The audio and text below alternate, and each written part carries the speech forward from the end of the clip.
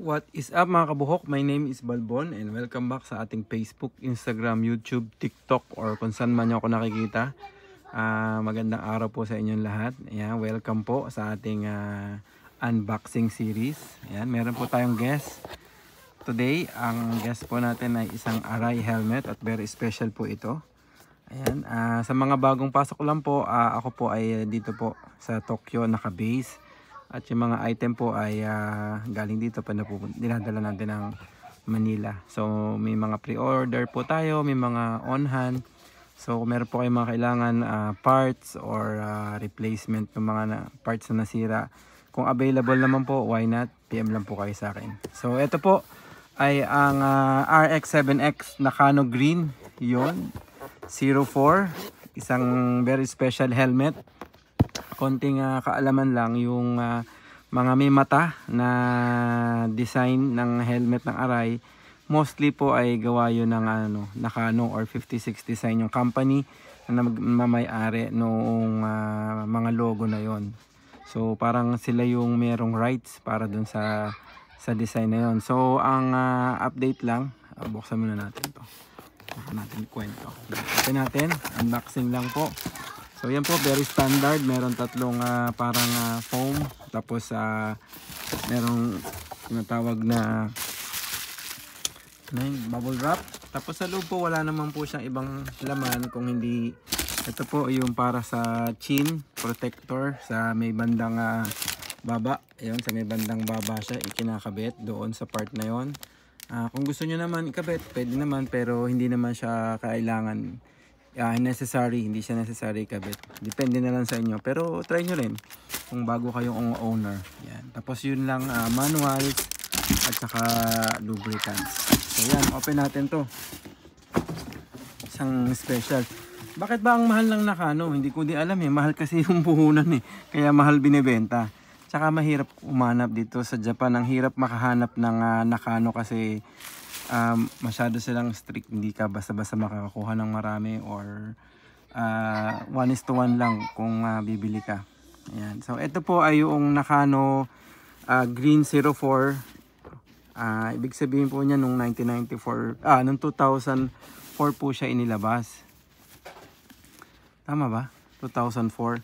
Tawag dito, umuulit-ulit lang naman po kasi yung design ng Nakano kasi nabubuhay po siya sa ibang hindi ko alam kung 2004, pero ang tawag sa kanya ay Nakano 04.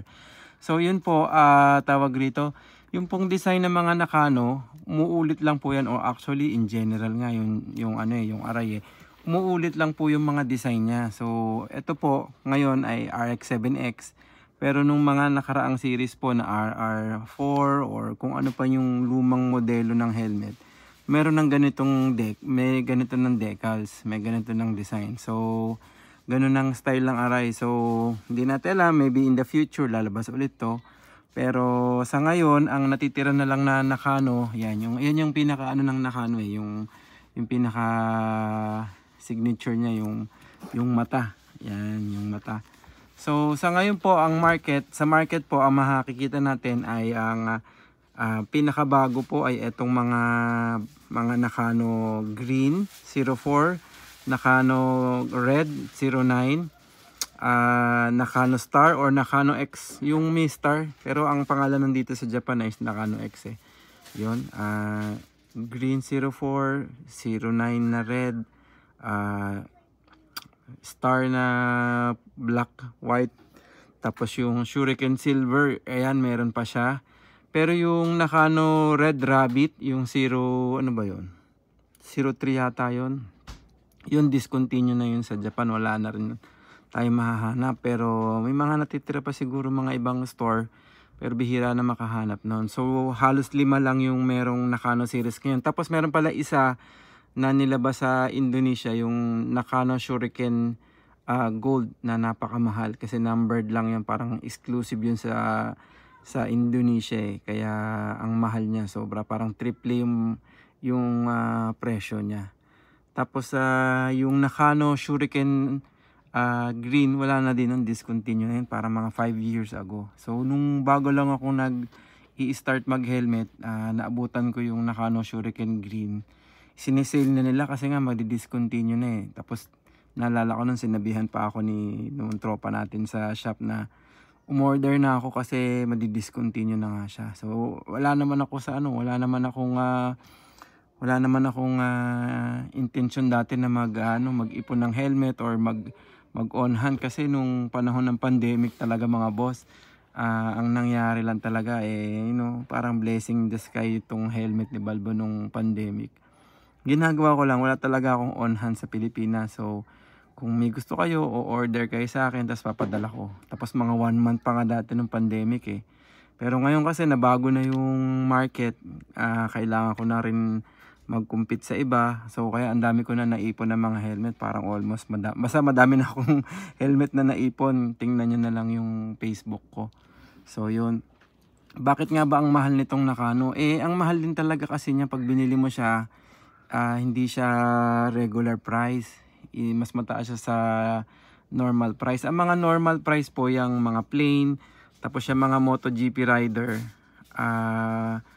mga iisa lang po ang presyo niyan, iisa lang ang buying cost. Hindi ko nga alam bakit meron akong nakikita na yung nakasuga na although meron din siyang mata nakasuga, pero ano lang yun, regular design lang yun. Supposed to be same lang siya ng mga Nakagami, Pedrosa, ano pa ba iba, mga regular design. Pero itong Nakano talaga is medyo mataas yung kanyang price pag binili mo, kaya talagang mahirap humanap, tsaka kaya ganun tumataas yung value niya. May mga ibang nire-release si Arai na mga special edition, yun medyo mataas yun, pero ang pinakamataas talaga ay ito, susunod yung mga special release, tapos yung mga regular graphics design, tapos yung plain. Yan. So kung meron po kayong kailangan, mag-PM lang po kayo.